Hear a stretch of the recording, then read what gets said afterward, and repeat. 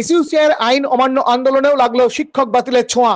আজ বৃহস্পতিবার সারা রাজ্যের সঙ্গে মুর্শিদাবাদ জেলার বহরমপুর, লালবাগ, জঙ্গিপুরে এই আইন অমান্য আন্দোলনের ডাক দিয়েছিল এসইউসিআই। বহরমপুরে সদর হাসপাতালকে মহকুমা হাসপাতালে পরিণত করার দাবি, কেন কলেজকে অক্ষুণ্ণ রেখে জেলায় পূর্ণাঙ্গ মুর্শিদাবাদ বিশ্ববিদ্যালয়ের দাবি সহ একাধিক দাবিতে আইন অমান্যের ডাক দিয়েছিল শিবদাস ঘোষের দল। বহরমপুর সদর হাসপাতালে জমায়েত হয়ে সেখান থেকে একটি মিছিল জেলা শাসকের কার্যালয়ের দিকে এগিয়ে আসে।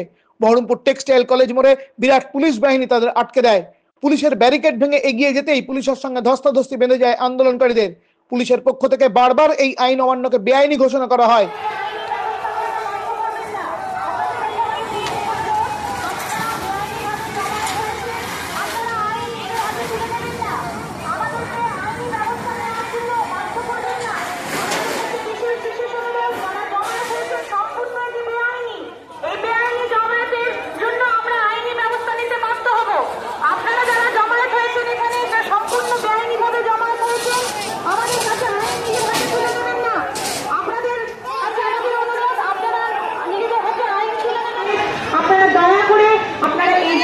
বন্ধ করুন, কারণ আমরা করার জন্য আপনাদের কাছে আমাদের বিশেষ অনুরোধ, আপনারা জমায়েত হয়েছেন সেটি সম্পূর্ণ বেআইনি এবং আমাদেরকে বাধ্য করবেন না সেই বেআইনি জমায়েতকে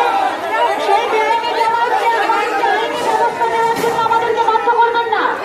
আপনাদের কাছে আমাদের পুলিশের বাধা ভেঙে এগিয়ে যাওয়ায় পুলিশ আন্দোলনকারীদের আইন অমান্যের অভিযোগে গ্রেপ্তার করে বহরমপুর থানায় নিয়ে যায়। দেশের শীর্ষ আদালতের রায়ে এক ধাক্কায় বাতিল হয়ে গিয়েছে 26,000-এর বেশি শিক্ষকের চাকরি।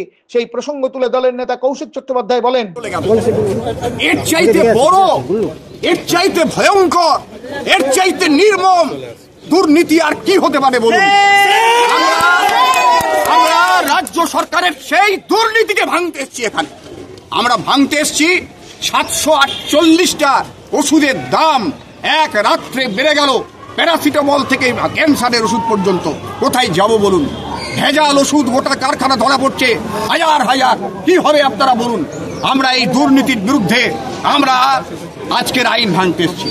আমরা আইন ভাঙতে এসেছি সেই 9ই আগস্ট অভয়া সেই রাস্তায় আর্জি করে তার হত্যা করা হয়েছে। আজ পর্যন্ত ওই একমাত্র সঞ্জয় রায় ছাড়া কাউকে ধরতে পারলো না। সুপ্রিম কোর্ট, সিবিআই, সেই বেআইনি আইনকে আমরা ভাঙতে এসেছি।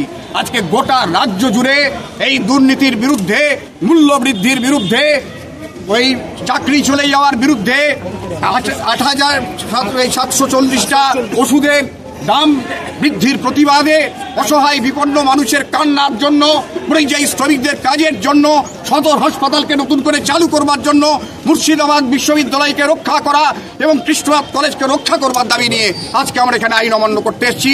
আমরা আইন অমান্য করেছি, গোটা রাজ্যে আইন অমান্য হয়েছে, আমাদের কর্মকর্মীরা গ্রেফতার হয়েছে।